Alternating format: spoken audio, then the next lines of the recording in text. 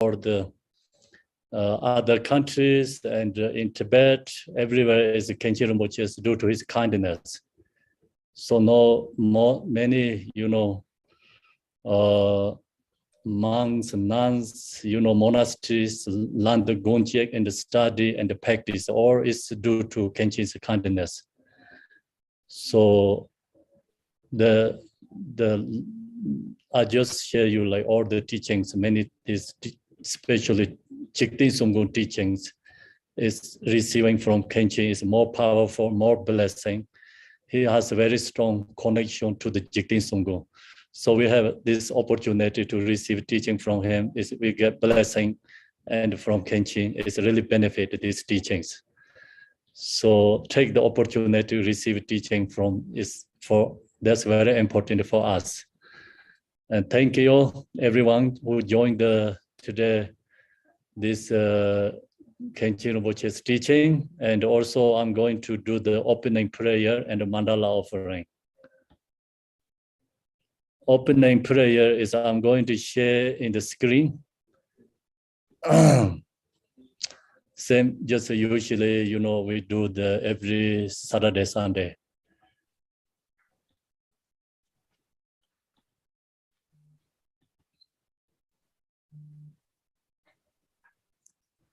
All mothers and beings, especially those enemies who hate me, obstacles who harm me, and those great obstacles on my path to liberation and nations.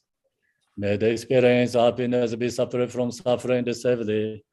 Always to reach the end, still unsurpassed, perfect, complete, and precious Buddhahood.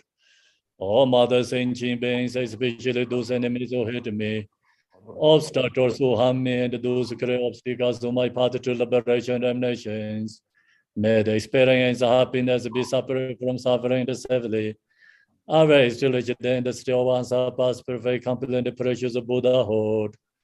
Dala Danwar Zebeda Dobra Zebede Pava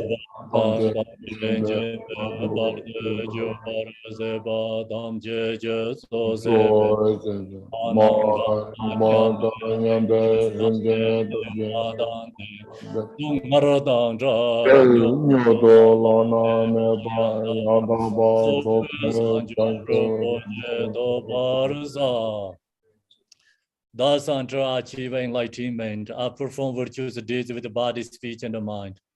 Until death, I perform virtuous deeds with the body, speech, and the mind. From now until this time tomorrow, I perform virtuous deeds with the body, speech, and the mind. We take refuge in the kind root Lama and the lineage Lamas. We take refuge in the deity of the mandalas of Yadams.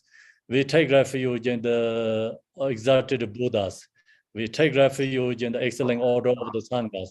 We take refuge in all the noble Dhakas, Dakinis, and the Dhamma gardens, possessors of the eye of wisdom.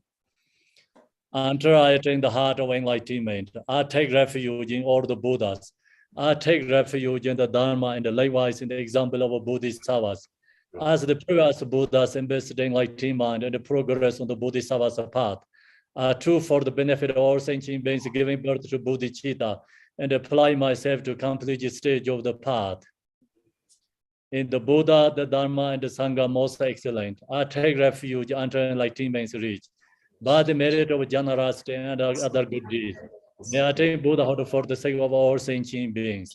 May all mother sentient beings, boundless as the sky, have happiness and the causes of happiness. May they be liberated from suffering and the causes of suffering. May they never be separated from the happiness that is free from sorrow. May they rest in equanimity, free from attachment and aversion. I bow down respectfully with my body, speech, and faithful mind to all Tathangatas in the 10 directions. Those who have already reached in the Tathangata state, those who are reaching it at the present, and those Tathangata state to come. Through the power of Samantabhada's prayers, may all Buddhas manifest vividly in my mind. I posted to them, multiply in my body as many times as there are atoms of the earth. In each atom, I visualize as many Buddhas as there are atoms and surrounded by countless Bodhisattvas. Thus, all space is filled with Buddhas and Bodhisattvas. I praise all Buddhas through manifesting, chanting, expressing the great ocean of the excellent qualities. To all Buddhas, I make offerings of various pure flowers, flower garlands of music, honoring oils, manifesting light and fragrant incense. I make offering to the fine garments of perfume and purple for the highest moon meadow and orange the most beautiful way. I visualize the highest and the most extensive offerings and offer them with great faith to all Buddhas. I prostrate to the Buddhas and make offering to them following the deeds of great Bodhisattva Samanta Bhatta. I will confess to you, Buddhas, whatever negative actions I have committed due to the power of anger, desire, and ignorance. I rejoice in the merit of all the Buddhas and the 10 directions of the great Bodhisattvas and the Pakika Buddhas. Those who have already attained Aharasha, those who have entered the path of Aharasha and all other beings. I request to all great protectors and the Buddhas to turn the highest way of Dharma as the light dispelling the darkness of beings in the 10 directions and leading them gradually to the enlightened states. I supplicate those Buddhas entering their path into Parinirvana to living long for us many eons as their atoms of the earth, in order to benefit all beings. Whatever merit I have gathered through postrations, offerings, compassion, rejoicing, beseeching, and praying, for the sake of enlightenment of all sentient beings, all these are dedicated. Oh.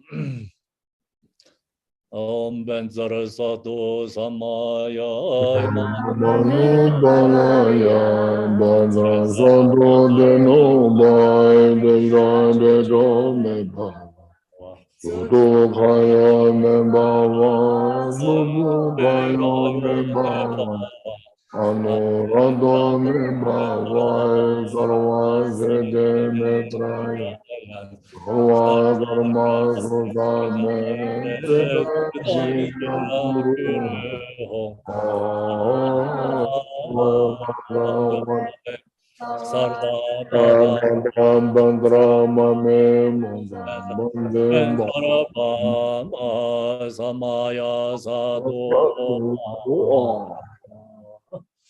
Mandala offering.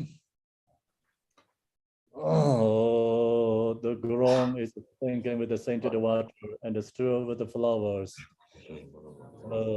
And it dawned with the Meru, the spring mountain, the four continents, and the sun and the moon. As Buddha fell, I offer it. All attain the attain the happiness as a Buddha feels. Sa ye bi je zo ye me do zhang.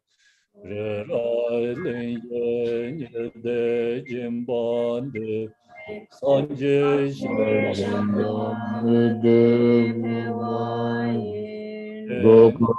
Namda Shindo Jewarai Sho. To the Lama who possesses the three kayas, for the offering my body, venerated or dead is visible. Please grant me the realization and attainment. So Yonzo Lame Zona La Jino Gogoi De Je Longe Nage La Me Joge Modo whatever merit I have gathered through prostrations, offerings, confessions, rejoicing, beseeching, and praying, for the sake of enlightenment of our sentient beings, all these are dedicated.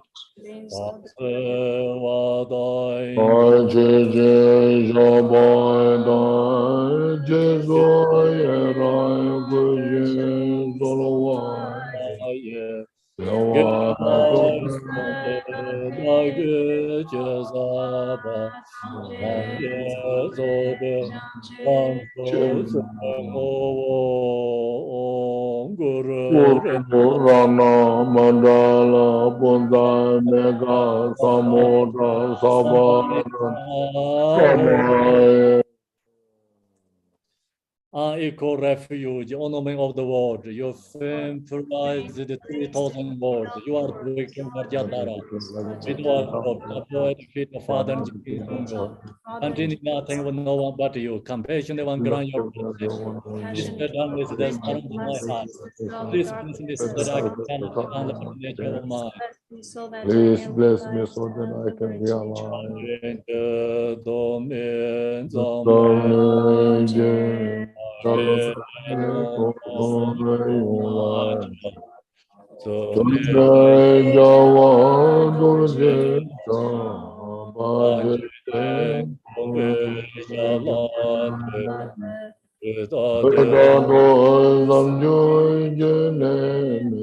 Angel,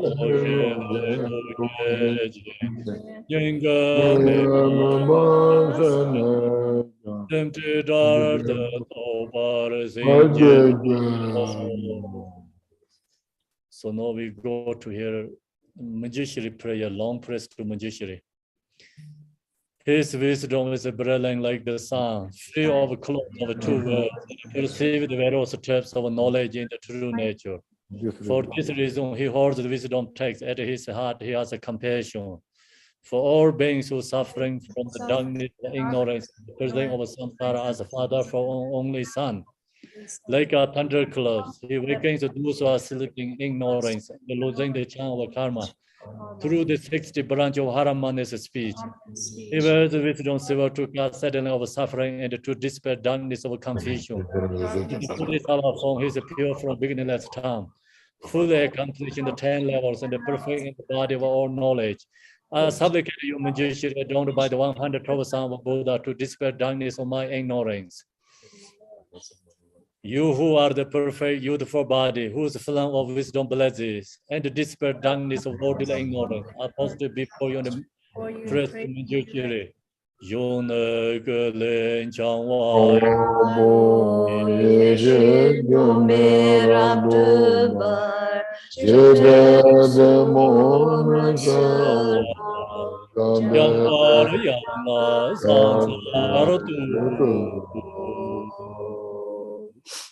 Please stand aware of the Dharma, of the two vehicles and the combination, according to the disposition and likewise, the mental capacity of sentient beings.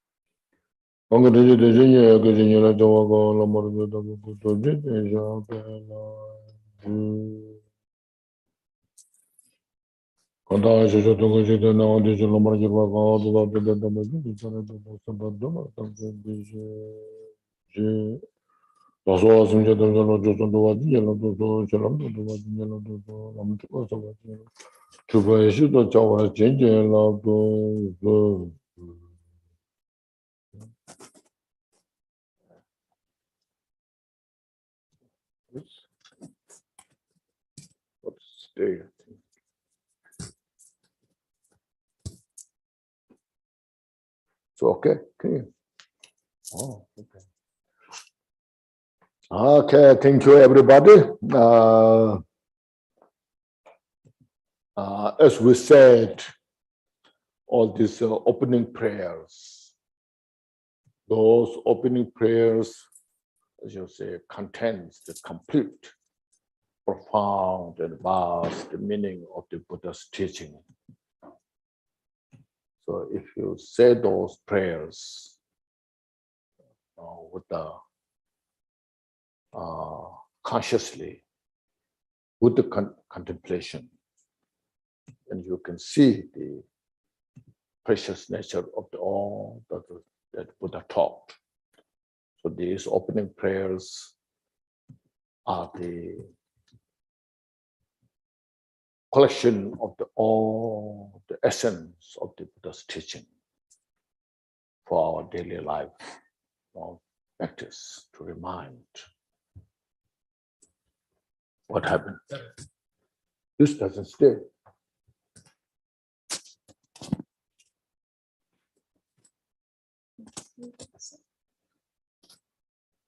Okay, maybe my ear is something wrong. You know.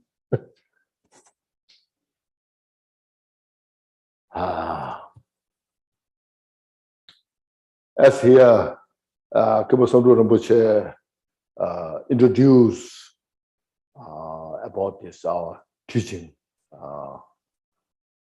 So, Gongchik teaching is becoming very popular last for 10, 15 years. I should say, throughout the Buddhist world, especially Mahayana and Vajrayana. So there's something very auspicious, I think. But it is not that easy to understand. It requires a lot of contemplation, especially practice. We have to internalize. It's not enough just to read and get some literal meanings.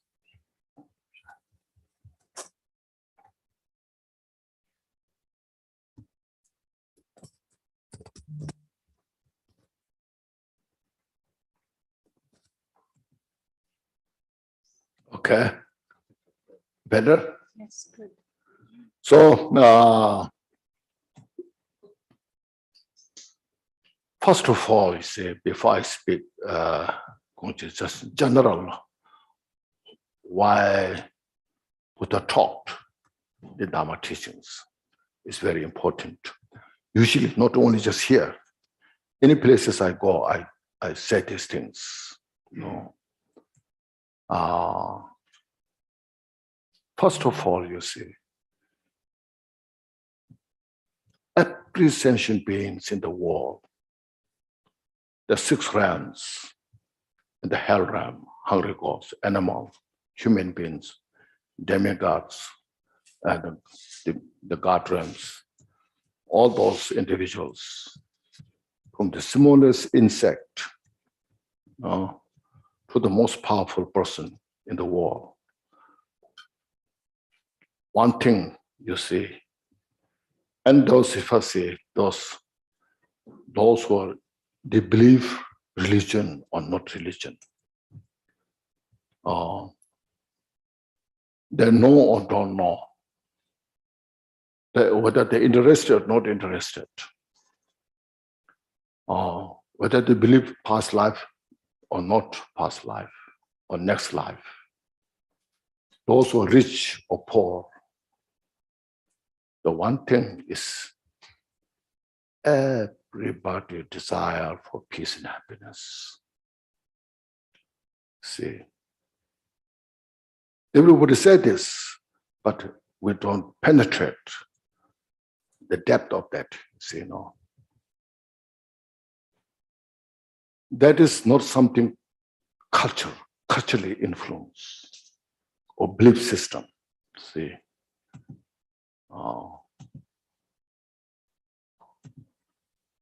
Now, like when you nowadays the Zoom teaching goes around so many places.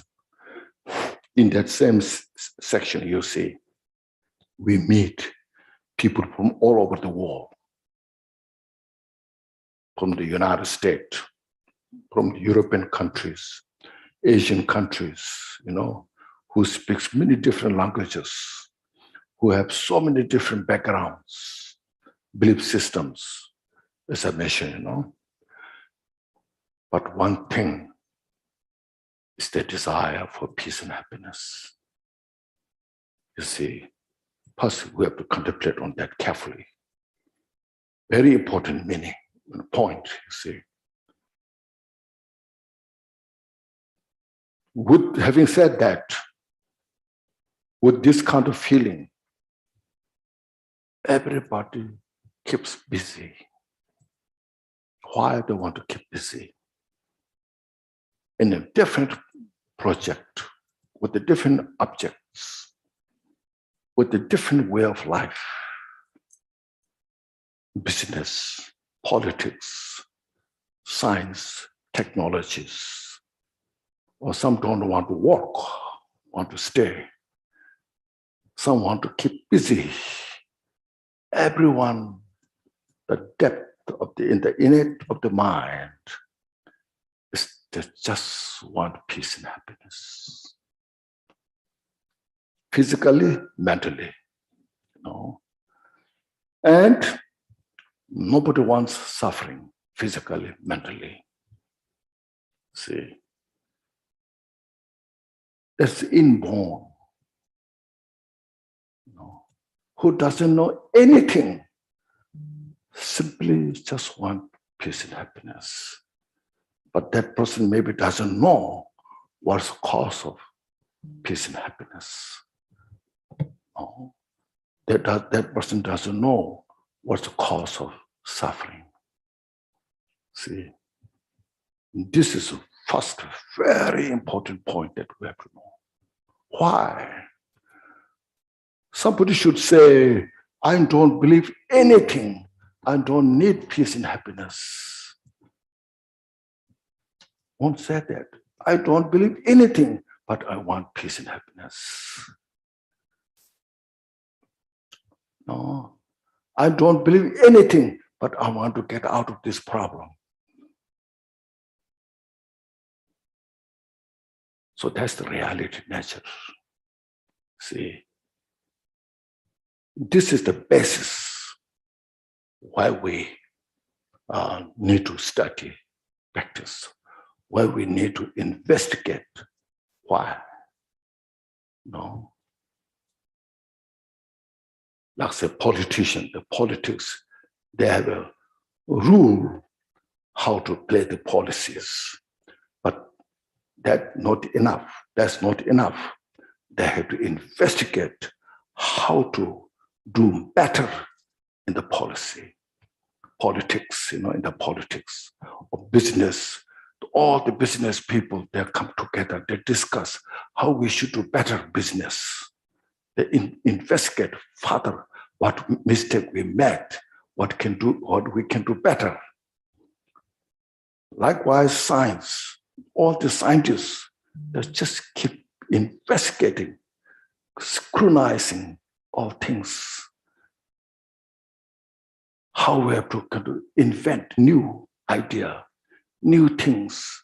We have to develop new things that what we have is not enough, not sufficient. See, this is the point, very important, that we have to understand. Because the 21st century is the century of the education.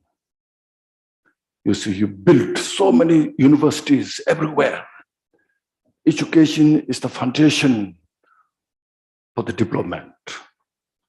When you are more educated people, then the country is better off. No. You can do better things, more organized.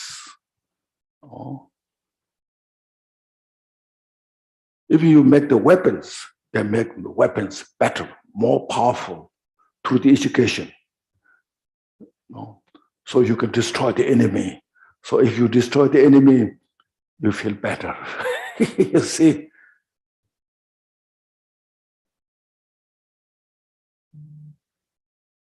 So ignorance, on the other hand, is the root of all the problems. See? That's why in the Constitution of US, I think it's very wonderful, it says, There's no excuse. So ignorance in the Constitution of the United States, there's no excuse of ignorance. If the driver is in the car driving with the wrong direction, and the police says, "Why are you doing this? This is not the way." Says, "Oh, sorry, I didn't know." You know, that doesn't solve the problem. When I say I didn't know this, I don't know this, that doesn't solve the problem. I'm suffering so much because I don't know. So that doesn't solve the problem of the suffering.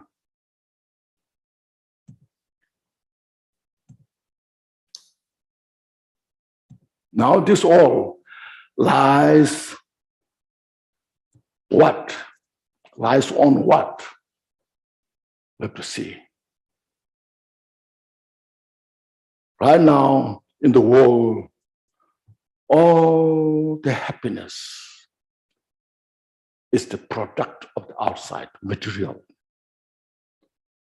We all are just so much engaged, involved, indulge the outside product, all the materials. If I have this, I'll be happy. If I have that, I'll be happy. No, and the countries, when you are economically more developed, the country is much better. No, yes, physically need. Without food, you can't stay happily with hungry, no, with the empty stomach. You need food to eat. You need clothes to wear. But the stomach is just one stomach. You can't eat too much. If you eat too much, you get sick, you know. You see. So there's a limitation. But mentally, there's no limitation, you see. Today you're so happy, but not enough. While you are enjoying the happiness, how much I should have more happiness? How much I should have more happiness, more peace? No? So mind has no limit. So now, little bit progressing, making difference, I think. The mind is not just the brain. No. Before they say brain is the mind. Brain is just a flesh. It's a matter. It's the collection of the dust particle, you know. And mind is consciousness. It's conscious, you know. I conscious this. This is right. This is wrong. Brain cannot discriminate that. Brain doesn't have say this is good, this is bad. No. But brain is a very important organ to function the mind. I used to say this, not only this time, way back, you know. There's two very important places for the mind, the brain and the heart. See,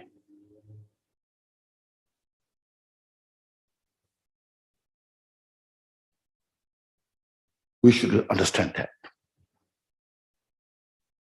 When the mind is busy, heart is beating more. When the mind is relaxed, the heart is more relaxed. You see, when the mind is more relaxed in the mind, in the brain, you can have more relaxed. And if you think too much in the brain, then you cannot rest the mind. So mind is a very important subject. But it's very difficult to understand because it's not a matter, as I mentioned. It's not a matter. Mind is measures, consciousness. So it is, this subject is very ambiguous. Modern scientists, they use so many different machines, telescopes, or so forth, to see the mind, no? But these all sophisticated machines are just a matter. So the matter cannot, the matter cannot capture the mind. Because the matters, all those machines are product of the mind. But this all, no, these all machines cannot produce the mind. See, we have to understand that. These are very important points.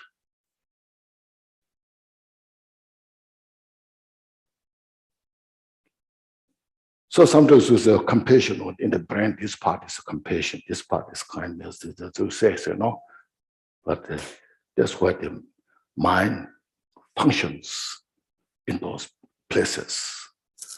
So what I say is, brain is the office for the mind, and the heart is a home for the mind. Just some understanding, get idea. When the mind comes down to the heart, more or less, then the heart is the home for the mind. Peaceful, love, compassion comes from the heart. All the intellectual things come from the brain, because it keeps busy in the office, you know. So those see these things, just getting some ideas, you know. That's how first mind is very important. And as mentioned, mind has no limit. Because how much you think every day.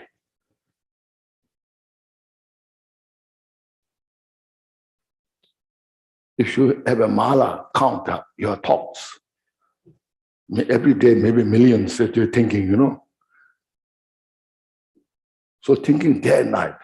Even you sleep, you think, because you dream, you know. Dreaming is thinking.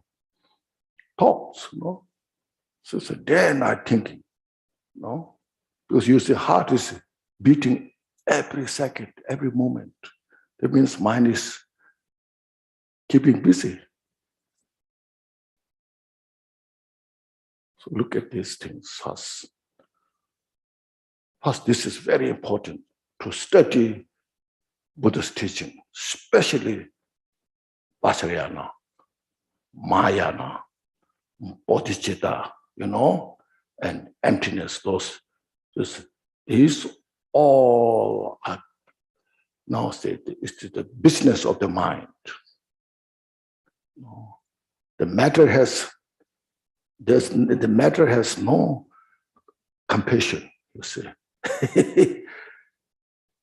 No intelligence. See.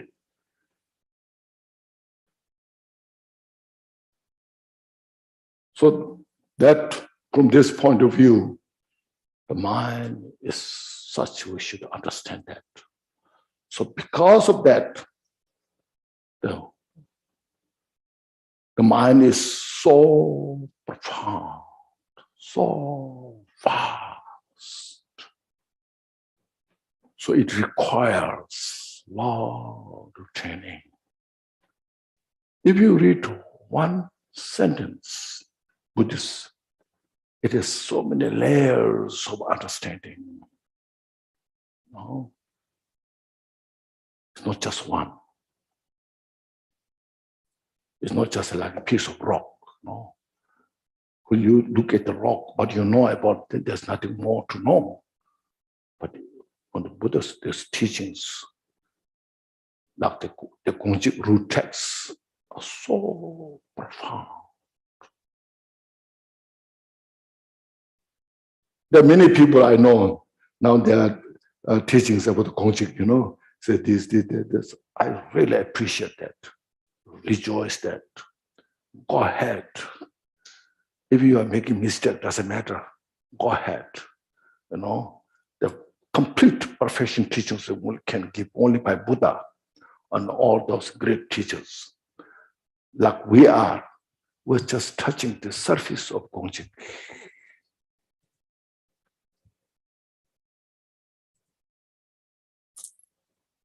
There's some scholars that disagree. Oh, what Gongchik said is, I don't agree, because they don't know. It's not that Gongchik is wrong, but Gongchik is, is so profound that great teachers, even that great teacher cannot penetrate the meaning of the Gongchik. See. So the profundity of this meaning of the Gongchik teachings is unfathomable for our intellectual mind. It can only be captured by the meditative state of the mind.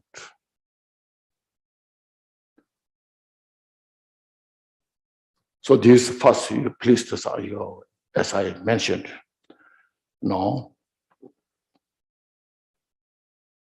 everybody desire for peace and happiness.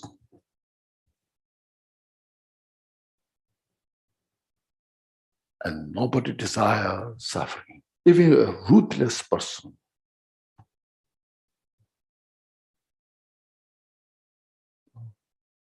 very destructive person, he destroys others' life with ruthless mind, but himself wants peace and happiness. Why? It's mysterious, So that's why Dharma teaching has become so profound. Buddha taught the teachings, now, how long ago? Over 2,560 years, 65 years ago, Buddha taught. You just imagine between then and now, how much belief system is changed, how much different cultures are changed, lifestyles are changed, but have not changed desire for peace and happiness, have not changed desire to free from suffering. Will never change in the future as well.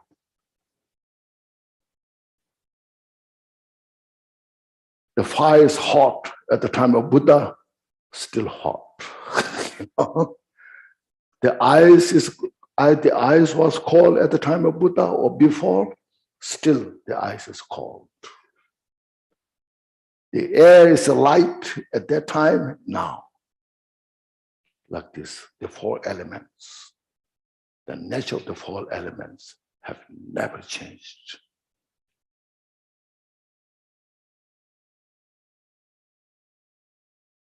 So desire for peace and happiness will never change, no matter what happens. So look at these, reflect.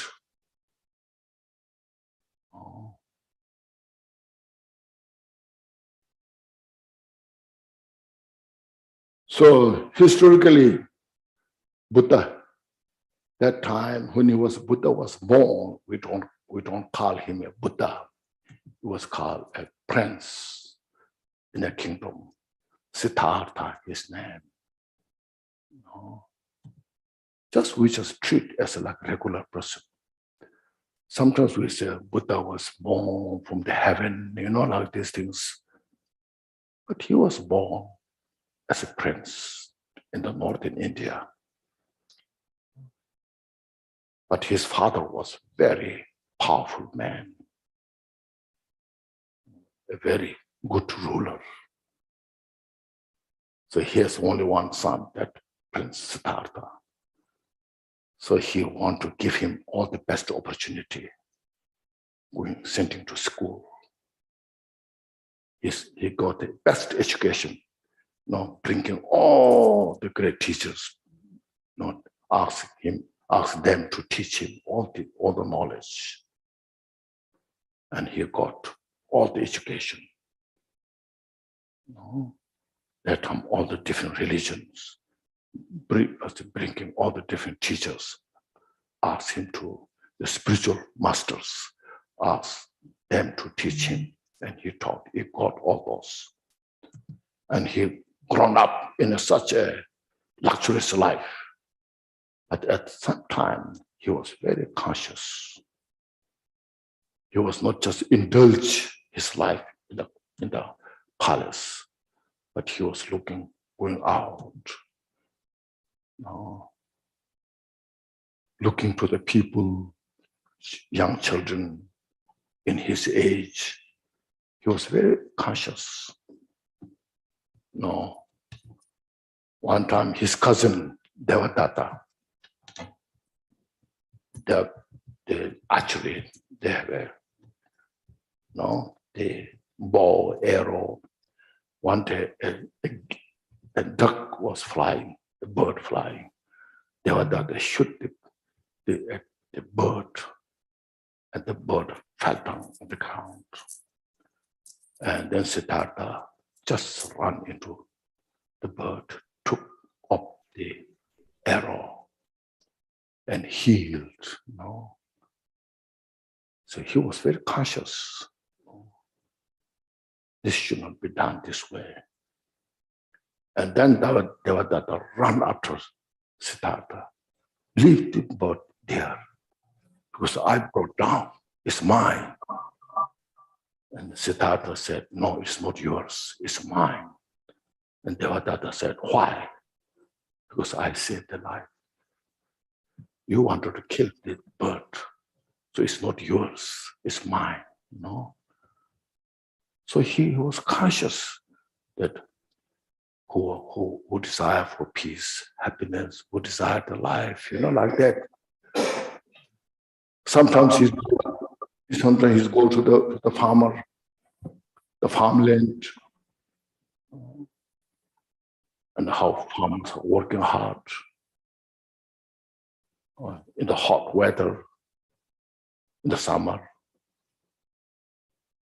where the grows rice. Poor people, how they're living their life. They're always conscious. And he sees their suffering life. Then he also growing, Sometimes he sit under the tree, reflecting, meditating of the suffering of the people there. Then, because he was born as a prince, sometimes he's reflecting, now soon I'll be taking place of my father. That means I have to look after the people in the country, and they need peace and happiness. How much I can provide peace and happiness, So like these things, you see.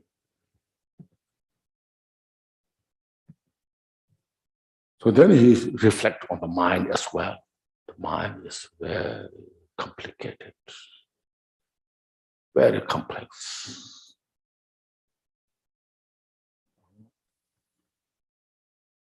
Today you are happy, next day you are not happy for no reason.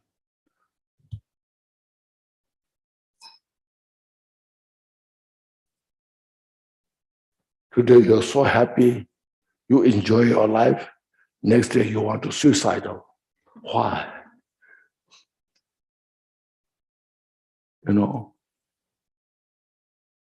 What's that is the mind is so complex. How to do these things?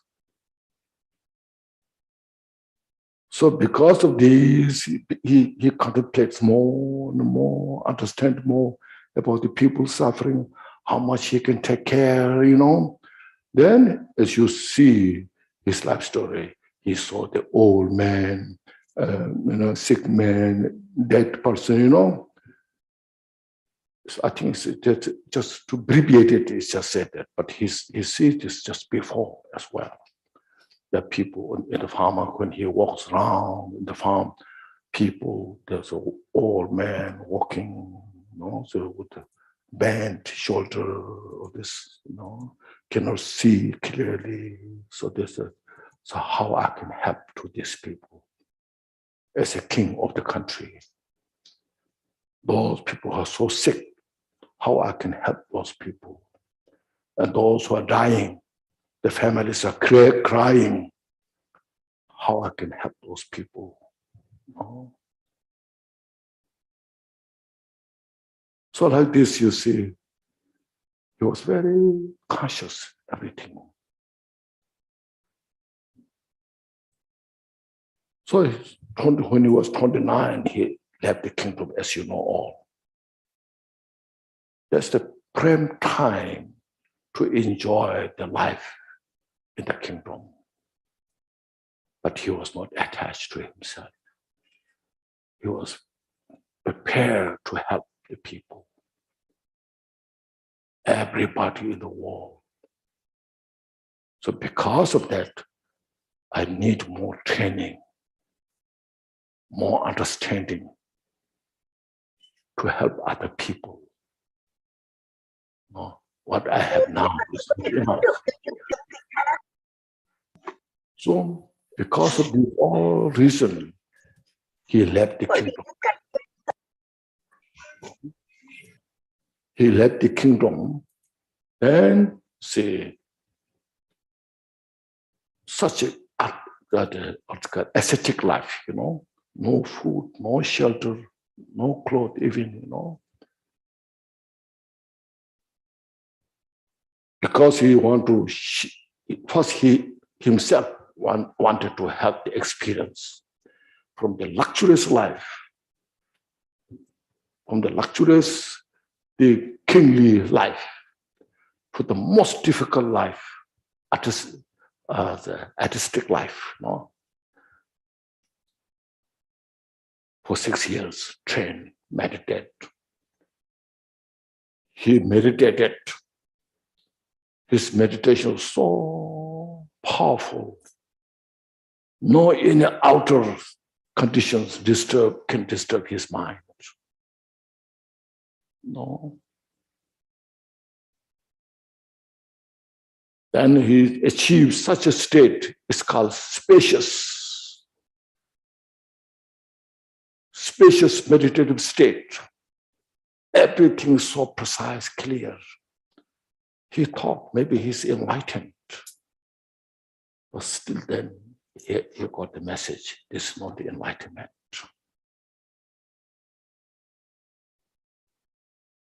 So then from there, he proceeded to the Bodhigaya, under the Bodhi tree. Then there, he meditated.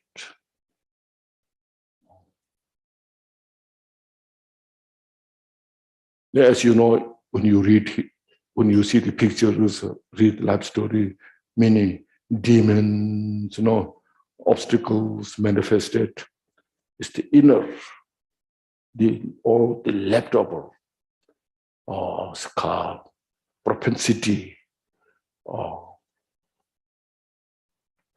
habitual tendencies of the mind manifested from outside. And then he successfully subjugated. We just think this all just coming outside, but actually it's inner, the leftover propensity, the negative habitual tendencies. This we should know that all our obstacles, evil spirit, there's nothing but is the manifestation of our mental negativities. That need to be purified, because the mental obscurations are the worst demon than from outside. the ignorance, the confusions, the attachment, the aversion, so forth. All these are the most dangerous demons. They will destroy our life, the life of the peace, happiness. The outer demons are temporary. Occasionally will come, they go away. But inner demon stays with us for 24 hours. Until we subdue them, then they will continue. They will never become a friend of us. So that's why I say at the dusk, he subdued all the demons. Then at the midnight, he total meditative state. In the dawn morning, then he enlightened, achieved the Buddhahood. Then it became so precise, clear. Everything, all the causalities. It's not just emptiness. Sometimes we say emptiness is the ultimate. Emptiness is, yes, emptiness is important. But within the emptiness, the play of the causality, more difficult, more sophisticated, requires more discriminating wisdom, more important. In other words, the inseparable of the nature of the causality and emptiness. So he totally captured that state of the mind. It's not a belief system. It's not somebody. It's not just a Buddhist belief. It's the reality nature. In other words, this whole universe, phenomena, everything what exists, whole in the universe, everything becomes so precise. No? Nothing is hidden. Everything is like seeing in the palm of your hand. This is the most important.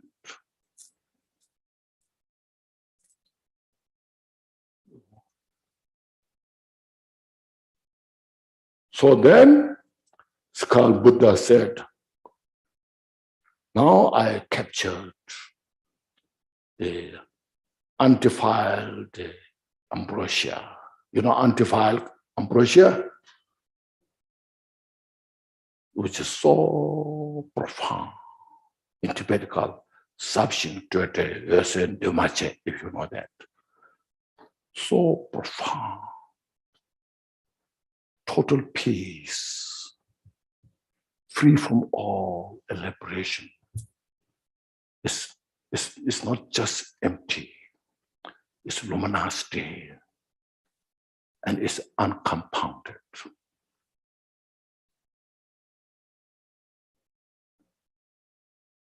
It's not a Buddhism. It's not something Buddha created, but it's something what you call the universal reality, nature of whole phenomena. In other words, it's the nature of everybody's mind. Your mind, my mind, everybody, even the small insect's mind. It's the nature of all that. You see, it's just a matter of you realize or not realize. So that's what is important. See, that's our objective, the final objective goal to achieve. See, anybody in the world who captures that, and that's what's called total enlightenment. That's what's called enlightenment. Okay, it's not some ceremony, some rituals, all these things. These are good for start. Then if you really go to this, you have to go beyond that. So you read the Milarepa's life story, how much he ritualized.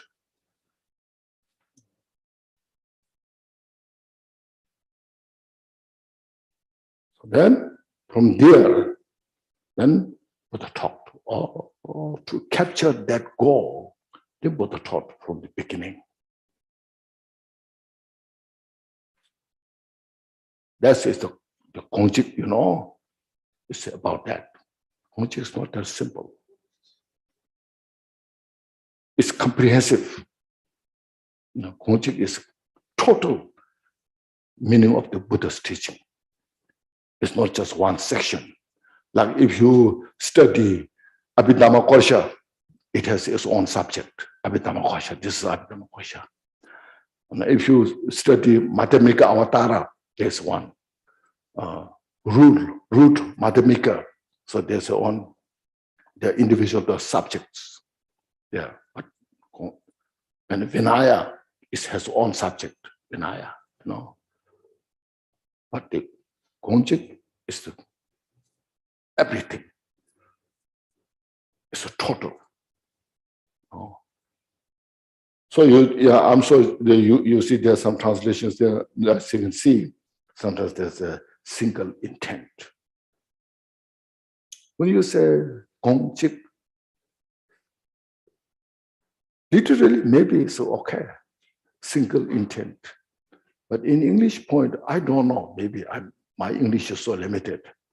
Single intent is very narrow mind, intent, your intention, single intent. Single is one, So single intent, no space left, just very narrow, It's a totally opposite from that. Gongchik is the total comprehended reality nature. The Buddhas of the past, Buddhas of the future, Buddhas of the present, everything in one nature. That's the Gongchik, we have to understand that. But anyhow, the Gongchik is that, but first I'm going to say this now. So if you tell people, we all so much, we like, say, can you give us a Mahamudra teaching? Can you give us the, Dzogchen teaching? Can we say, no? So then you get this, it's empty. It's, it's play of the mind. There's no virtue. There's no non-virtue. There's nothing to give up. There's nothing to accept, So then that's it. Oh, yes. Are you enlightened? I don't know.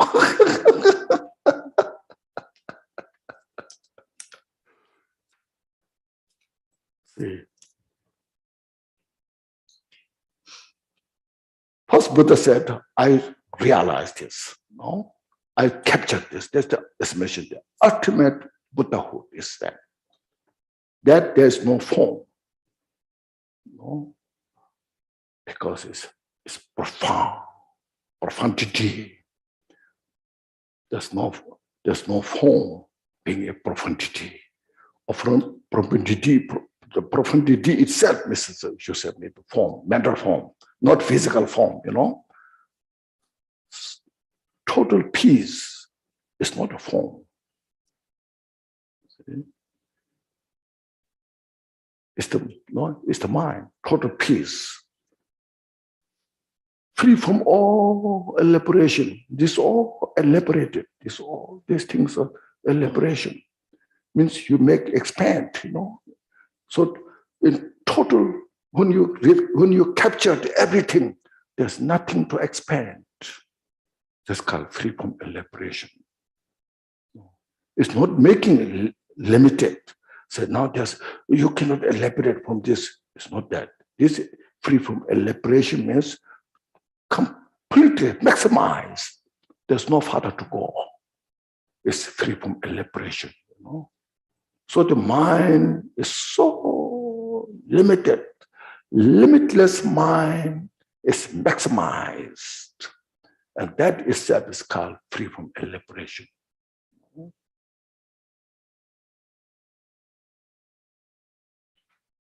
And within that, everything functions. Like the space, the space has no limit. Within the space, you see all the planets, galaxies, stars, everything functions within the space, isn't it? If there's no space, none of this can function. Because the mind is so limitless, everything functions within this mind. It functions in the confused mind, we should say. In the confused mind, it functions hell realm. Holy Ghost, animals, human beings, demigod, God, as long as there's a cause. So everything's causality, you see. Look at you as a Buddhist, look at your mind. Sometimes you feel so peaceful. Oh, wonderful life. I'm so fortunate. What is this? No, beautiful sky. You enjoy so much.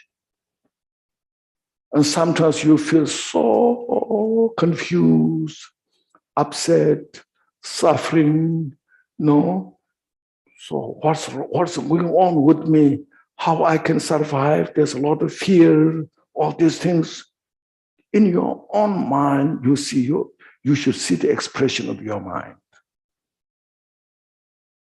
That shows the complexity of your mind. See, the limitlessness of your mind.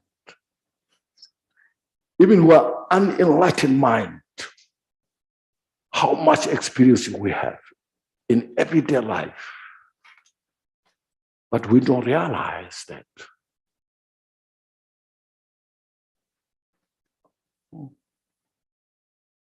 So that's called the Buddha sees this all precisely without any hidden. That's called luminosity. No limitation. And that your mind, if you ask who created your mind, nobody has. It's called uncompounded. Substitute is dumache. No? Dumache means uncompounded, not produced. But that's what it means, the reality nature of your mind.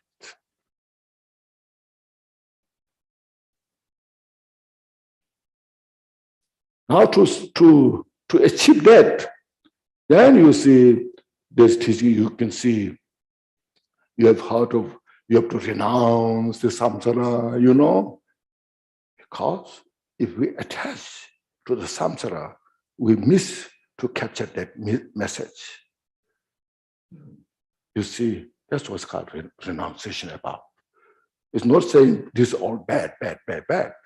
But if you are attached to these things, then you are attached to, and then you miss the others, the project to achieve, We have to make understand that now, you see. Real Dharma established in the country. We need really some understanding Dharma study, practice. Because just some rituals, some chantings, we expect to remain the Dharma in the world cannot survive. That's why, like historically, like you just look at the Marpa. He went from Tibet, such a high altitude, went to the India, so hot. That time there's no air condition, there's no train, there's no aeroplane, there's no cars. He walked day and night, bringing his food on his back, sacrifice all his life's joy, for the Dharma to establish in the world, especially in Tibet. He went, not just only one, two, three, spent time. He went back to Tibet, collect all the resources and bringing to India, making offering to the teachers for his own expenses, all this. Then he brought all these precious Dharma teachings, and then he brought, after bringing those teachings in Tibet, you see, then he talked to many disciples, especially, Milarepa. So Milarepa not just studied some rituals, some deity yogas, not just that, taught all those Buddha's teaching. And then he dedicated his entire life in the retreat and achieved the enlightenment, Buddhahood. That's how Buddhism is established in Tibet. So we have to think about these things. I'm sharing this message so that we can, how we can do, how we can handle, That's why I say especially last for 20 years, I should say, I was in Tibet, especially Eastern Tibet, sharing these GONGCHIK teachings to the monasteries, to continue the Buddha's teaching, introducing these, and also in Nepal, in India, everywhere. I was trying my best, to not just some nice thing in the society, even though I'm very limited, if you ask me if I know GONGCHIK, I should say I don't know. It was so profound, so precious. But I tried to make the message. I used to tell to the monks, I'm teaching here because I'm teaching here GONGCHIK. It's not that because I know GONGCHIK. So when I teach, if you find some mistakes that I make, you just bring up, I said. Bring up the mistake I made, and I will appreciate. I will rejoice that. We cannot play my ego here. We have to put my ego aside and bring the pure Dharma in the world. I cannot pretend something, Pretending doesn't help. So that's how, first of all, how it's important. Then, because of Milarepa enlightenment, he produced Kambupa. Such a great teacher, a monk, full-ordained monk, who studied complete Buddha's teaching, Vinaya, Sutra, Vajrayana. He was the responsible to establish complete Buddha's teaching in Tibet.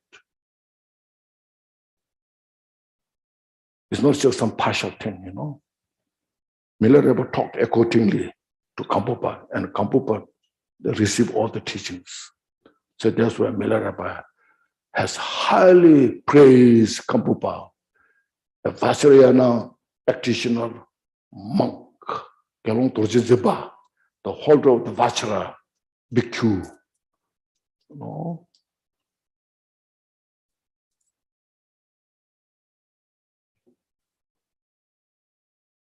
So we not just some small activities. We need to establish Dharma teachings so precisely. It's very important to introduce teachings to then establish to benefit. It will help everybody in the world because it's working the mind. We also indulge the outer material, and nobody talked to us the mental qualities. Now you know the universities in the world, but in the United States, how many universities there are? Is there any university who teach you to purify our mental afflictions? No. They only teach you how to develop your mental afflictions, attachment, all this pride, jealousy, all these things will teach you, increase you, and people become more and more about that. They increase. There are no more sufferings there. The scientists are wonderful. I appreciate, I rejoice their approach, the scientific, wonderful. But how far they found is still a long way to go. So, especially the mind. The outer material, yes, they are so advanced through all the machines, help of the machine, going to the space, like say moon and Mars and all the other things, and all the dust particles, just wonderful they found it. But still the inner mind. So we need to emphasize more about the mind. Not everybody loves to hear practice of loving kindness, compassion, So, this teacher is this guru is the embodiment of compassion, loving kindness, and bodhicitta. We say that, but still we don't know the profundity of the mind. So we have to just to get a glimpse of the profundity of the mind, how the mind is profound. For that, nowadays you see the three things are very important. This three trainings. Three shiksha in Sanskrit scholar. Three shiksha, three training. The training of the morality. The training of the morality, because in Sanskrit, shila, training of morality, training of the shila, and the training of the samadhi, and the training of the prajna. See, these three. This only not only just in our Buddhist teachings. We say this Buddhists, they teach the three training. It involves in our daily life. When you cook, you need these three training. First, you need discipline, isn't it? When you cook, okay, you need in your kitchen, you need discipline. There's morality. Then you have to concentrate when you chop the vegetables. If you don't concentrate, you may chop your fingers, Then once the cooking, then you have to know the salt, how it is cooked, not cooked. You have to have the wisdom. So you need this training, when you're in the kitchen. Or when you drive, you need this training. When you drive, you have to drive in a good way, not the wrong direction. You need a discipline. Then you have to. When you drive, you need concentration. Very good concentration. Otherwise, then it can hit other cars. Then you need a wisdom where now how far, where you arrived or not. So now this is destinations. You need these three training. Same way in the teaching. When they physically, mentally, verbally have a good discipline, then there's a great possibility to have the samadhi. When there's very good samadhi, there's a wisdom awareness. Your mind is calm, peaceful mind. Then you can see precisely. See? It's not something Buddhism, Buddha made up, It's not Buddha's made up. Buddha see the causality, the cause of the result you want to achieve, what kind of cause is required. Without the cause, you can't get the result. like a farmer. When the farmer, the farm, they need these three training. First, how to fertilize the ground, all this. Then you have to have wisdom when to plant the seed. Then you need all this climate support, isn't it? The heat, water, all this fertilizer, all this you need. When these three trainings are there, the farmer can produce such wonderful products, the foods. So like that, Buddha, as that, taught these three training for the practitioners. Avoid all the cause of suffering, means negative mind. Protect all the cause of peace and happiness. You maintain. This is all here in the Gongchik said. What to be avoided should be avoided forever. And what should be kept should be kept for the peace and happiness forever. So these are the, what you call, first, Shila. Tsutim. Tsul in Tibetan, very good word, Tsul Tim. Tsul Shinto Sungwe Tim. You keep the discipline according to the reality. It's not something believed or created, but protect all the cause for peace and happiness.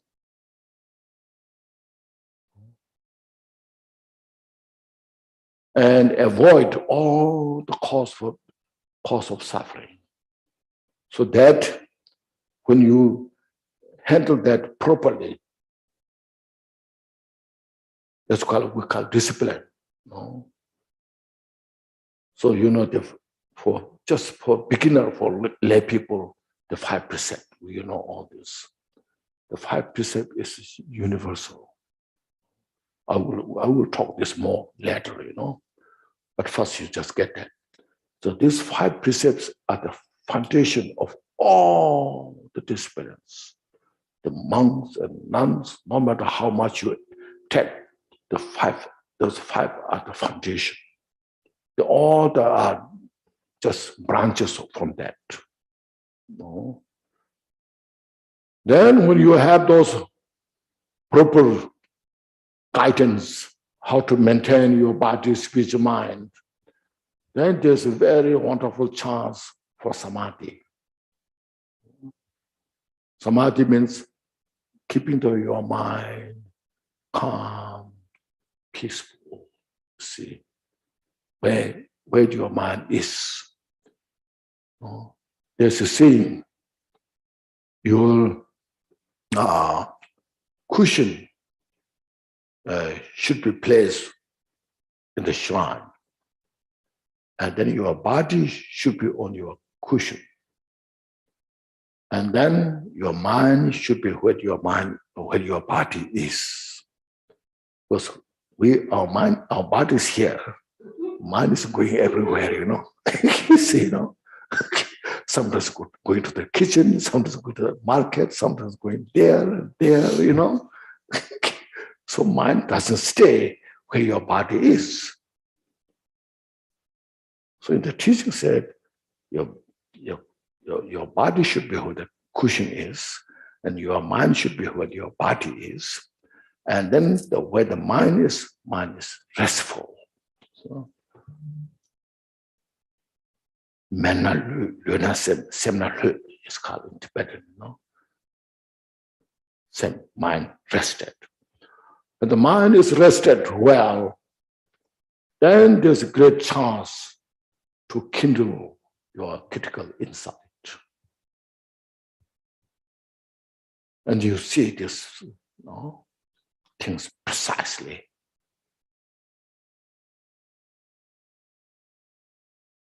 That's the first how to bring these things, and then how to capture this meaning, of this your own nature of the mind. sometimes when you see, I'm sure you have heard of, when you find some great teacher, you know, you should get the instruction of your mind, introduction of your mind. Have you heard of this? No? You may hear some, but then gone and disappear, you know, because you don't have this training. See, you may hear 100 times, but may not stay there. So this is the method first Buddha taught, just to get idea first, you know. So it is not a Buddhism, first, please understand. This Buddha's teaching is how everything functions as it is. As I mentioned, the poison is a poison. It's nobody's belief, you know. It's nobody's culture. Anybody who takes the poison will kill you, you know. It's poison. Medicine is a medicine, always medicine. So Buddha taught that this is a cause of suffering, you know, from the Four Noble Truth. You are experiencing suffering because suffering is come from this cause. It's not just a matter of I like or I don't like. I like this. We may say, what you like may not be the real cause for your happiness.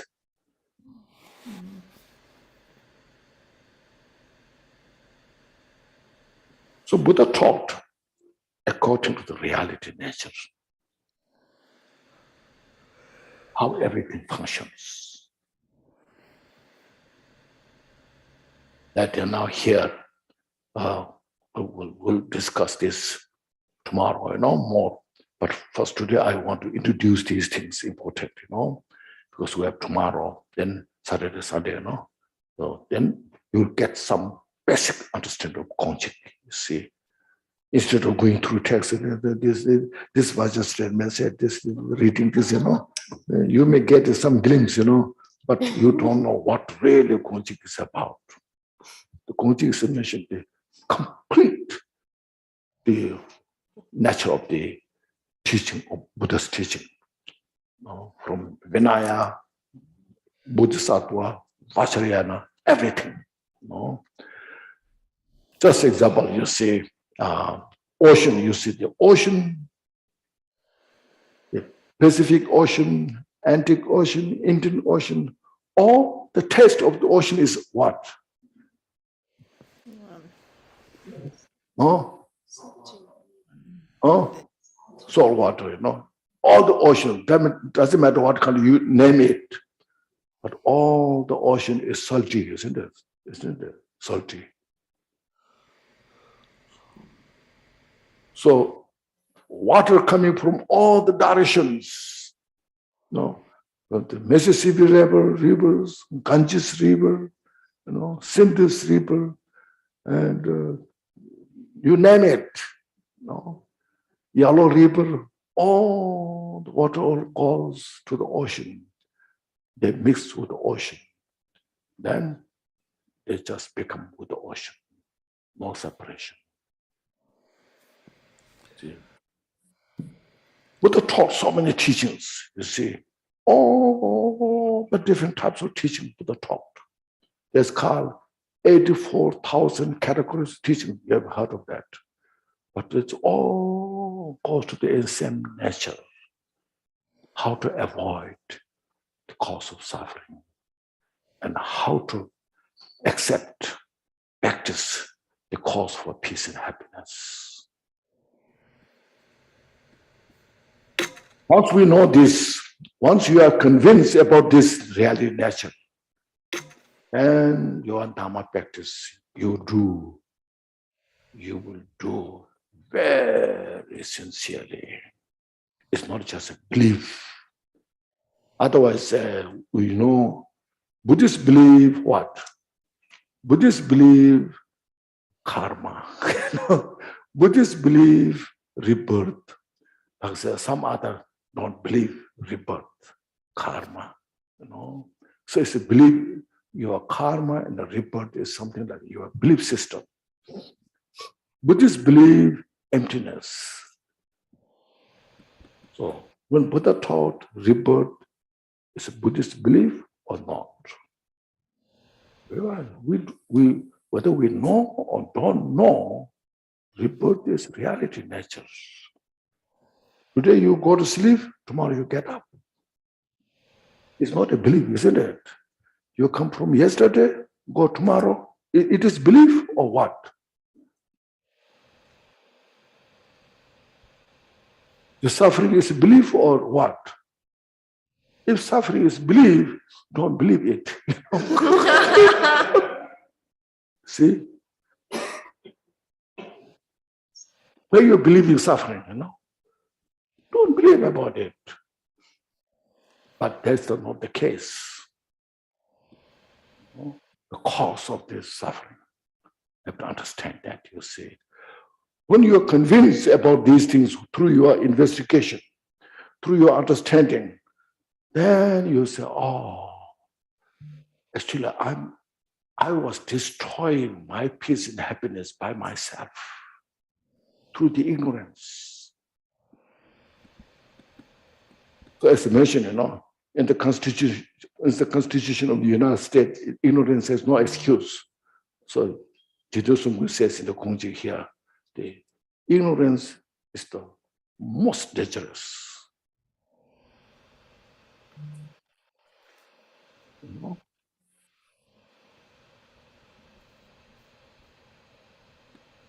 Because ignorance has no excuse. I make mistake, I have to follow. I'm the responsible. Whatever I did. It's an individual's responsibility.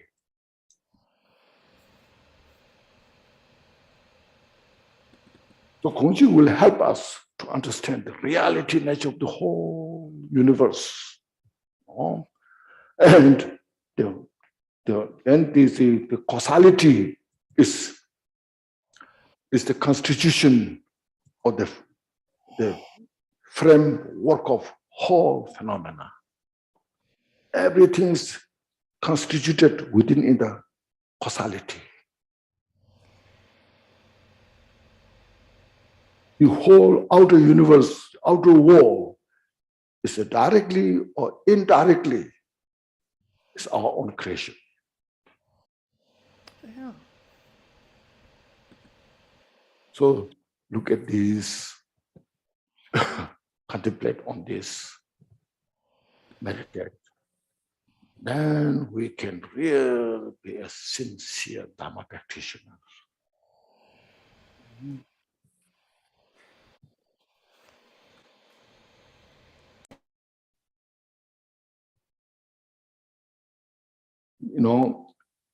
We need some kind of pure vision. We say, oh, those some teachers are there, they're so wonderful, they're pure. So if you don't have the pure vision, then you make negative karma, Of course, it's very important to have the pure vision. But in order to have a pure vision, they have to have also their kind of qualities, you see. Just for example, there's a piece of poison and said, I have a real pure vision. This is not a poison, this is medicine, to meditate on there. Say, this is a real, I believe, I have a pure vision. This is medicine, not a poison, We just meditate for days and days, and then they see if we turn into medicine or not. It cannot, because it doesn't have the basic classical quality of the medicine. You cannot change that poison into medicine.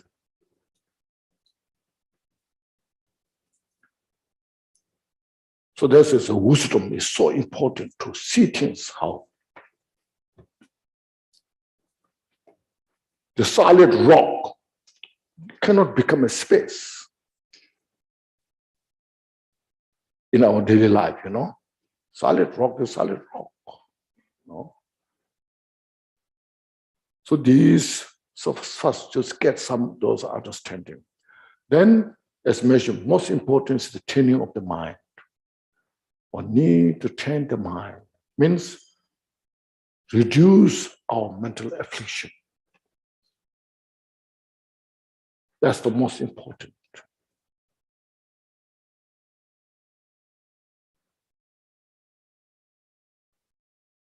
First, you know, just look at, say, this is my body. Now here, this body is, what do you call, has 5 aggregate, isn't there? 5 aggregate. It's called 5 skandha, you know. Before Dhamma study, practice, this is me, you know. One solid I, you know, this is me. Still, even we practice Dhamma, still we have that. There's one solid I, me, sense, like there's an I, self, I have. And then one like say permanent, you say, it's a picture. So this is when I was 10 years old. This is me, you know. Now I'm 50 years old. This is me. Now I'm 70 years old. This is me. So one continuation of solid, permanent, you see. I, this is me, you know, I. But then you study, practice. This body is not just one solid. There's a form, there's a feeling, there's a perception, there's a formation, there's a consciousness. All this combination of the 5 together is called the skandha, the aggregates. So it's not just solid. It's just combination of all these things.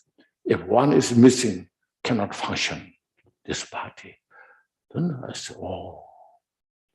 Then I see the very fragile nature. You know? Before I see, especially when you're young, you feel just, I can do everything. I'm just young. You know? Look like the solid, like the boxer player, you know. They built all this muscle, you know, like a rock, you know. But when you study all this, analyze, then you say, oh, this is source of all the others. I mean, this all you see, this is impermanent. Everything's changing. You know, the child, when you're a child, is not you now. Because look at the child and you now, totally different. Now you're old, gray hair, wrinkled face, you know, grimace. You know grimace? No, grimace. What's that? And the flustered mind, you know. So it's just all those all changing, you know. Oh. Then you see, you change your perception in the mind, where you're thinking, you change there. No. Right now, in the samsara, we want to enjoy happiness. Oh, yes, I want to enjoy this. We feel this enjoyment, that happiness, real happiness. But then when you study furthermore, study that enjoyment, that happiness is a suffering of change. It's no longer happiness. It's changed to suffering. Then you say you don't indulge so much. Oh, this is impermanent. See. So how mind is changing, you see, through this. It's not changing because you change, you taught belief system, but you change through the wisdom, you see. Then you go further, you see this body, four elements or five elements. It's all, so you go more subtle, dust particle. Your feeling passes past. Future is not come yet. This mind is changing. There's nothing lasts long. Then you see as an illusory nature. You see, we're not making illusion, but you see as an illusory nature. We're not changing your belief system, but changing your perception, how you perceive, from the wrong perception to the right perception. And through that you see, then you analyze further, so like quantum physics theory. Through the quantum physics theory, you look at it, then all the dust particle you investigate at the end, even the dust particles not exist. So all just so much like a rainbow, mirage. You change that. Through this, you see, what it does is your ignorance is now reducing. We're reducing the ignorance. You know, when you reduce the ignorance, attachment is released. Aversion is released. First, you see this real enemy who destroys all your peace and happiness. Then when you realize this is not real enemy, it's illusory nature. This person is so stupid. I should practice compassion from this point of view. And then we release our anger, our resentment. That's how you purify mental afflictions. Through the wisdom, see. That's how you free from the samsara, suffering. You know?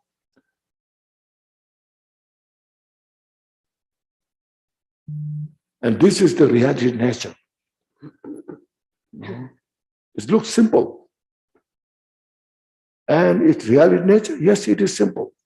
But our mental affliction, the propensity, the habitual tendency, we are so ingrained in the habitual tendencies.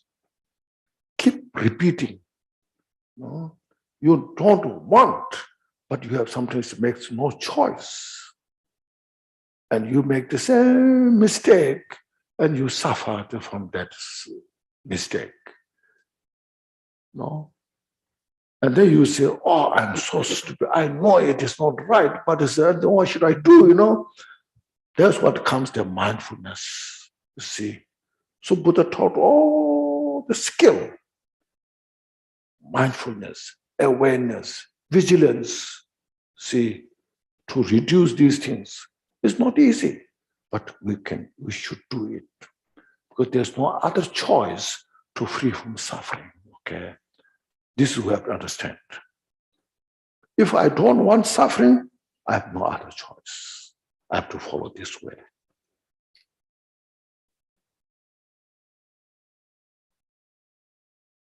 And it will not help us say, I couldn't do it, or if I negotiate, you know, or please, if I do this much, it's okay, you know.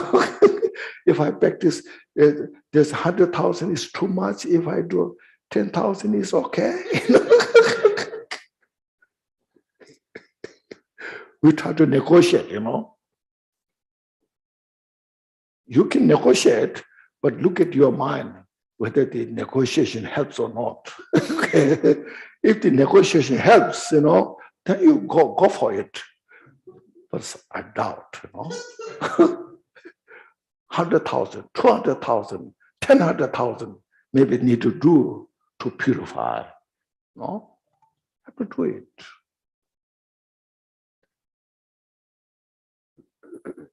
That's our own to help myself. Okay. To help myself, what should I do? How should I follow? So these are some I thought say tonight, to get some basic idea. Then we can, from there, we can start. So first, as mentioned, Gongchik is the complete, the comprehensive teachings of the Buddha, right from the beginning to the Buddhahood. It's the complete path. All the Buddhas of the past went through this path. All the Buddhas of the future will go through this path.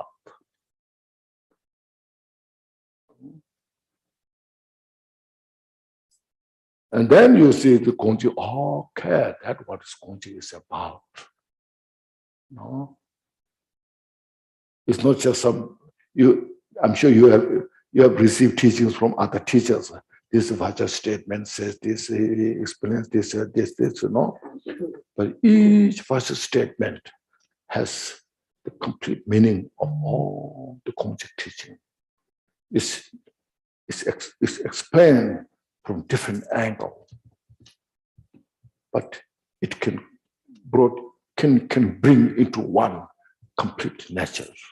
As I mentioned, all different waters, rivers, streams come from all the directions. They all come into the ocean. So all the Buddha's teachings that brought into the Dharmakaya.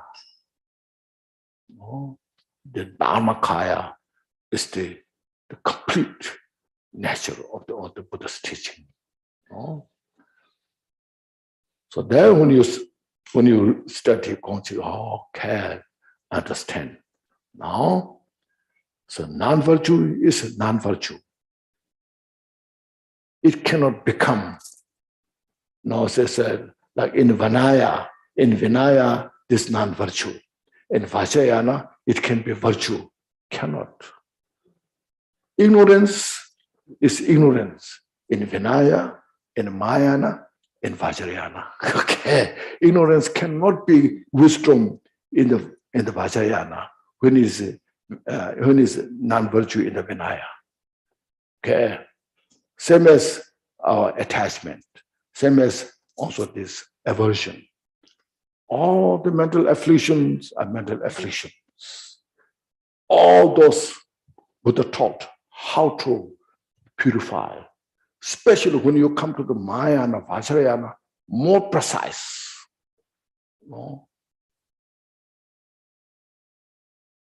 It's kind of more aggressive because you have to go through the details, to the root, get rid of all, because it's a way to enlightenment. Buddha. So 3 portions is the portion that you have to avoid to all the way to the Buddha. And all the medicines, the absence of the 3 portions, what do you call? The absence of 3 portions, what you can say?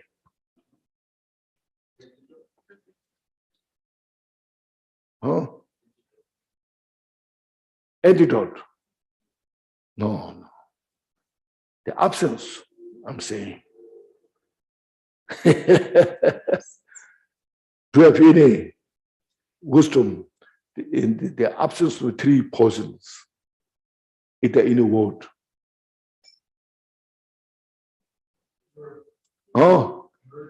Purity is the 3 absence. No?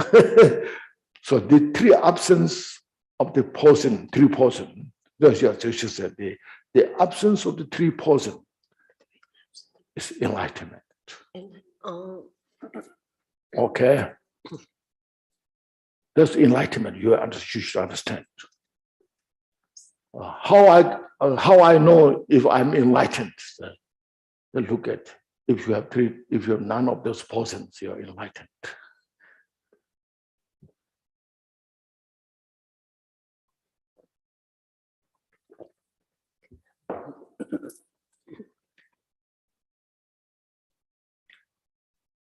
It makes sense?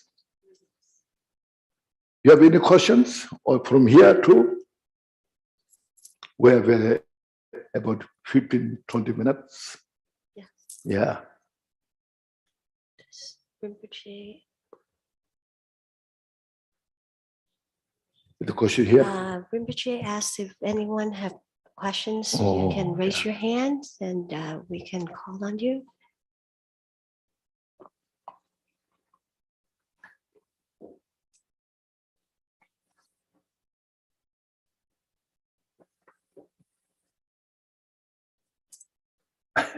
Perhaps everyone's still contemplating. Yes, contemplating, yes.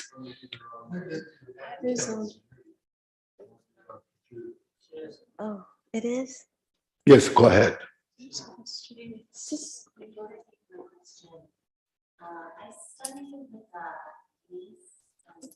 I studied with the niece. Niece. Thich Nhat Hanh. Thich Nhat Hanh. Oh, yes, yes. And thank you. Thank you for taking my question. Yes. So I studied for 5 years with the niece of Thich Nhat Hanh, and I'm wondering, when you spoke tonight about how Buddhism is not ceremonial things, does that Buddhism ceremonial? is not ceremonial things? Oh, no, so you can do ceremony. There's a space for everything. Including Thich Nhat Hanh's teachings? Yeah, of course. Yes, yes. Right, as mentioned, from Four Noble Truth. Four Noble Truth. Yes, I'm sure Thich Nhat Hanh taught Four Noble Truth. yes. Yes, you know. Four Noble Truth is the, we should say, the framework of the Buddha's teaching. All teachings are within the Four Noble Truth. Theravada system is within the Four Noble Truth. Mahayana within the Four Noble Truth. Vajrayana also within the Four Noble Truth.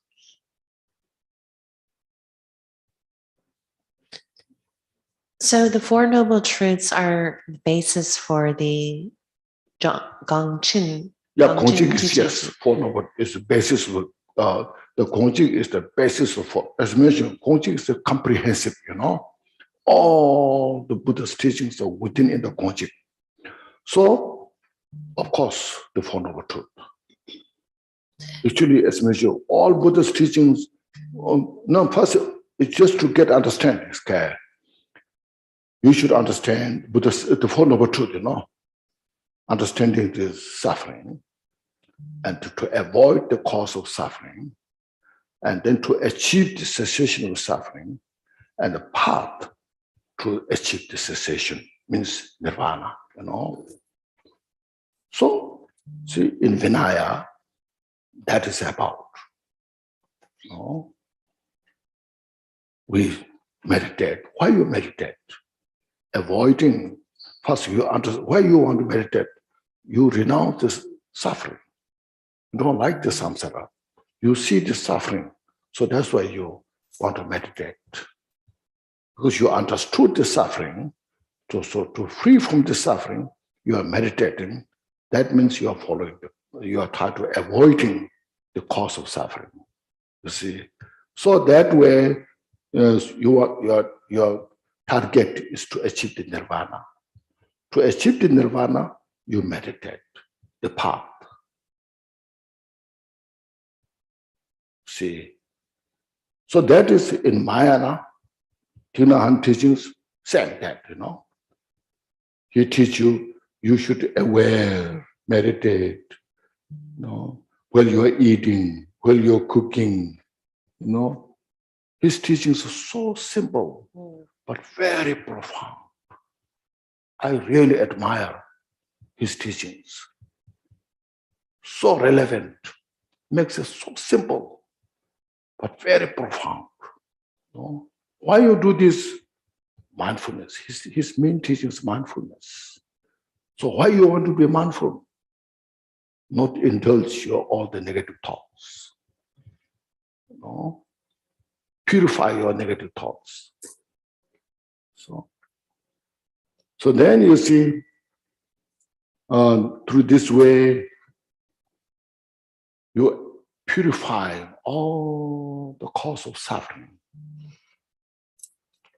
so that you don't suffer. You don't suffer. We are suffering because we created the cause of suffering. No, as I mentioned, nobody likes the suffering. But since we created the cause of suffering, no choice. Now nowadays you see people are talking so much about the environment, the climate change, disasters, all this. We created the cause. There's no one to blame outside somewhere. In the world, who habitats, who are in this world, people are with out of greed, no? To pass through the start with the ignorance. Through the ignorance, we build the greed. Out of greed, then we create all those causes of suffering, and we suffer. So there's no other to blame about. We have to take the responsibility. We have to start individually, like me, you know, with this, we have to start from there. Because we are the one of them, one of from all these people, you know. So there, then when we do this well, you know, develop loving kindness, compassion, meditate on these things, and avoid all the mental delusions as much as we can, and be mindful. And then, you know, when these negative thoughts, delusions cease to exist, then we are close to nirvana. You know? So all the Mahayana teachings are designed for that. Vajrayana, Buddha taught Vajrayana also designed for that. So you want to practice deity yoga. Deity means enlightened being. Means you have to reduce all these negative delusions. And you want to achieve enlightenment. Make sense? Yes, I think Yeah. you're saying that there are many different teachers. Mm. There are many different forms of Yeah. the teachings, Yes, yes. but they're all the same. Yeah, as mentioned, the mind is so complex. So complex. So Buddha taught all those teachings to fit every individual, very inclusive. So Buddha didn't say, you cannot come to my teaching. Buddha's compassion is such like spacious nature of the compassion, includes everyone. So Buddha has to have a skill how to communicate to those individuals. That's why the Buddha's teaching, even Vajrayana, there are so many different levels of teaching. Mahayana as well, so many levels. No? And Theravada, so many levels. But all what teaches avoid all the cause of suffering. No one will say, you do this negative thing, you will achieve enlightenment. That's why we respect all the Buddha's teaching.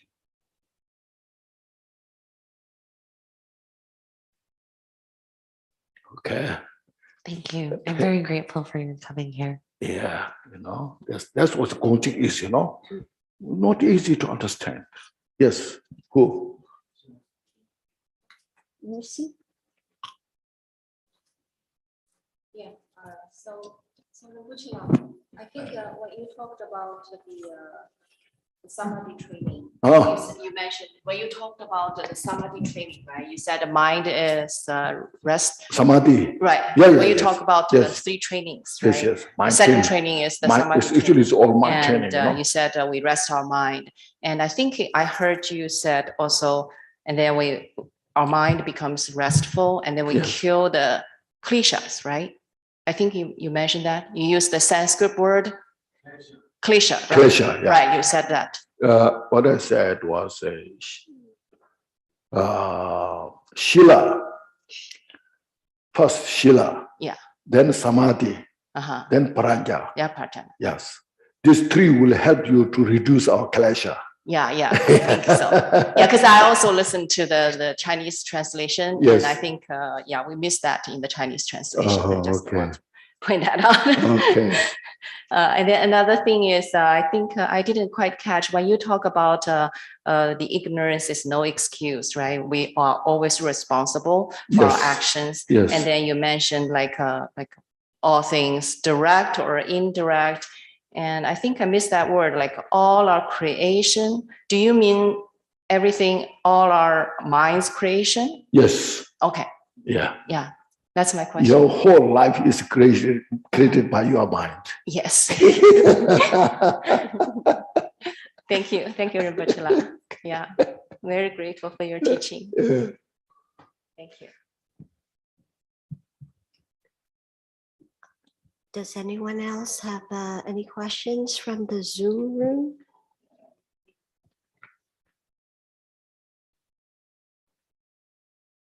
Still contemplating. Still contemplating. That's good. Very good. Yes. Now, first, I want relax your body and mind. See, just relax the mind and the body. Lose all your tension, physical and mental tension. That's very good, you know. Start from there. And then breathe in all the blessings of Buddha into us.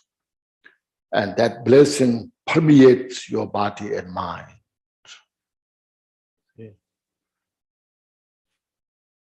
And then exhale. Once more, you breathe in, inhale all the wisdom and compassion of Buddha into you. And again, relax and heal your mind and the body.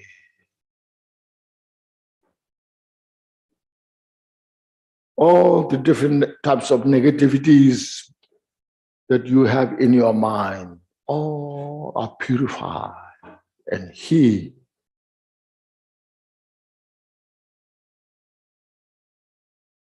And exhale all these our negative emotions. We no need them to keep with us. Don't keep those negative emotions. They are not healthy, you know. We just release all this. Release all our negativities. Release and make our mind fresh, relax.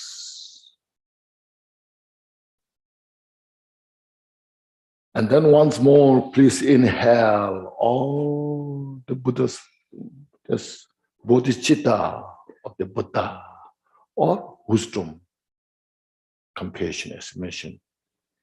Once more, you breathe in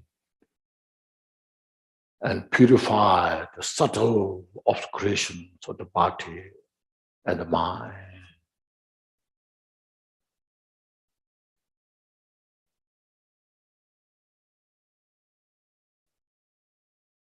And just meditate, your mind is like the space.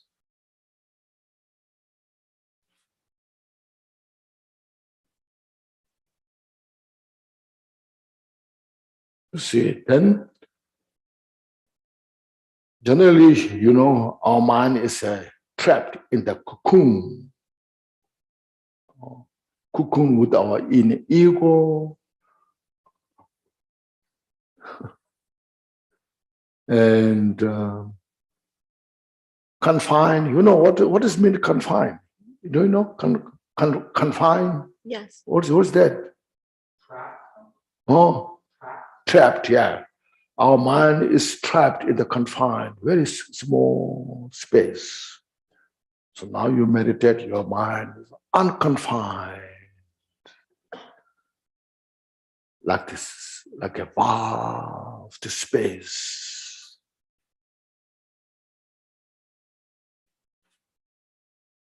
So all this, our negativities of the mind are just a manifestation of the emptiness. See,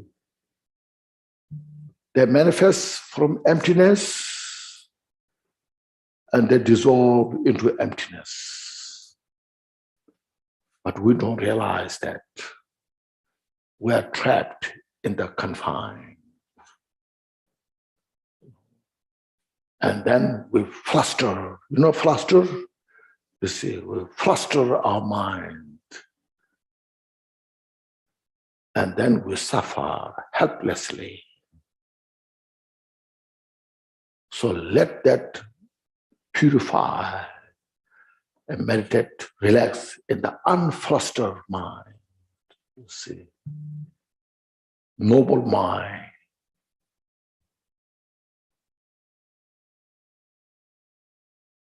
You have one mind, but you see, depending to the wisdom and the ignorance, as I mentioned, you know, the wisdom mind helps to get rid of all this flustered mind. You know?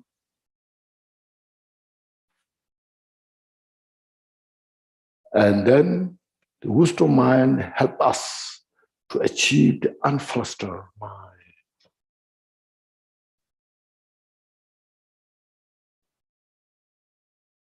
So that's why I mentioned the mind is so profound, you see.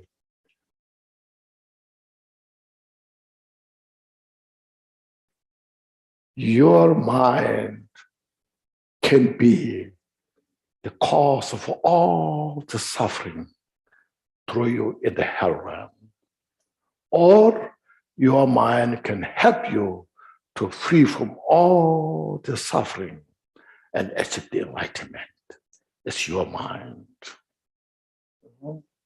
It's my mind. You know? And we have the same nature of the mind. But the Buddha's wisdom teaches us how to see this.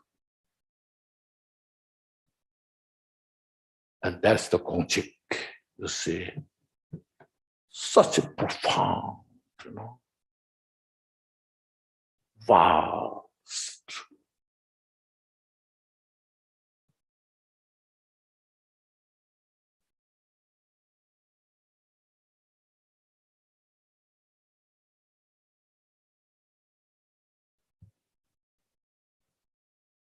Okay.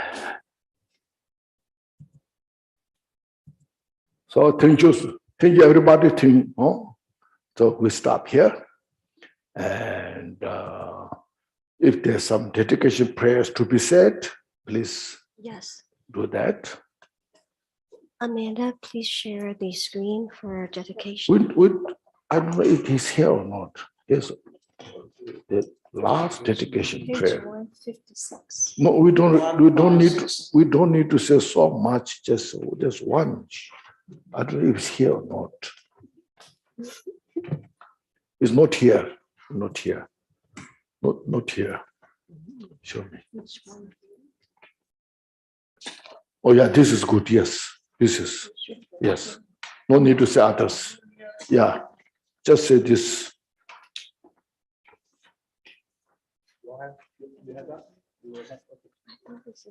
This is such a profound dedication prayer. Everything's here.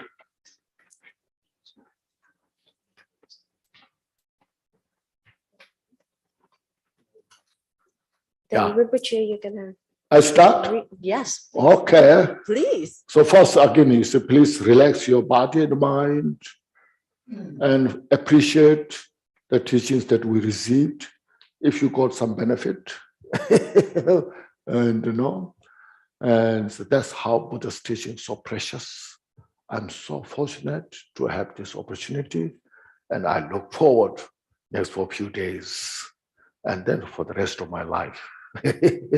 Then for tonight, we say this dedication prayer here.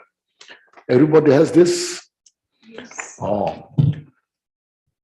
Glorious, holy, venerable, precious, kind, root and lineage lamas, divine assemblies to yidams, assemblies of Buddhas, Bodhisattvas, yogins, yoginis, and dakinis dwelling in the 10th direction. Please hear my prayer. May the virtues collected the 3 times by myself, all sentient beings in samsara and nirvana, and the innate root of virtue, not result in the 8 worldly concerns, the 4 causes of samsara, or rebirth as Sharavaka or Patika Buddha. May all mother sentient beings, especially those enemies who hate me and mine, obstacles, harm, misleading maras, and the hordes of demons experience happiness, separated from suffering, and swiftly attain unsurpassed, perfect, complete, and precious Buddhahood. By the power of this vast root of virtue, may I benefit all beings through my body, speech, and mind. May the afflictions of desire, hatred, ignorance, arrogance, and jealousy not arise in my mind. May the attachment to fame, reputation, wealth, honor, and concern for this life not arise for even a moment. May my mind still be moistened by loving kindness, compassion, and bodhicitta, and through that may I become a spiritual master with good qualities equal to the infinite of space. May I gain supreme attainment of Mahamudra in this very life. May the torment of suffering not arise even at the time of my death. May I not die with the negative thoughts. May I not die confused with wrong view. May I not experience an untimely death. May I die joyfully and happily in the great luminosity of the mind as such, and the pervading clarity of Dharmata. May I, in any case, gain the supreme attainment of the Mahamudra at the time of death or in the Bhardo. Thank you, thank you, everyone. Oh, thank you. Thank you Rinpoche La.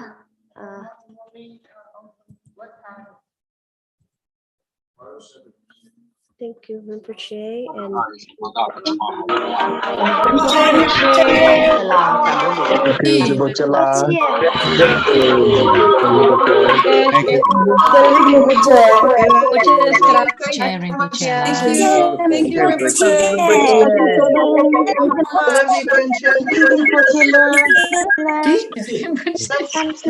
and fuiste al gimnasio. Sí, ándale, con cuidado, no llegues tan tarde.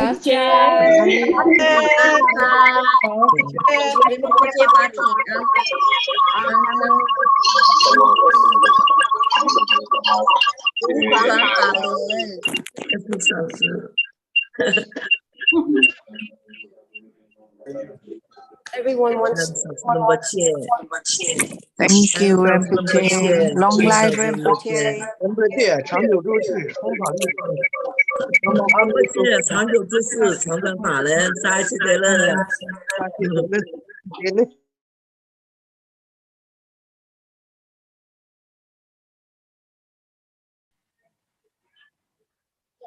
Thank you, translator.